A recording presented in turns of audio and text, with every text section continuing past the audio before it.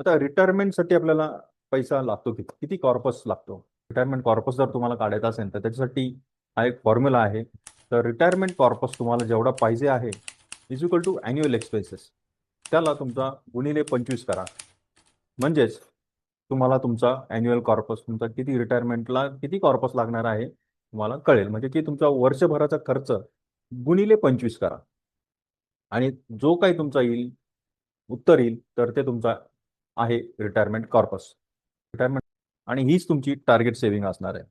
Example जर द्यायचं जर झालं आपल्याला, तर रूल ऑफ 25चं एक्झाम्पल, जर एखाद्या व्यक्तीचं आत्ताचा खर्च 40,000 रुपये महिना जर असेल तर तर मंथली एक्सपेन्सेस त्याचा 40,000 आहे आणि त्याचा अॅन्युअल एक्सपेन्सेस म्हणजे 40,000 गुणिले जर 12 केलं आपण तर ते येतात 4,80,000 रुपये.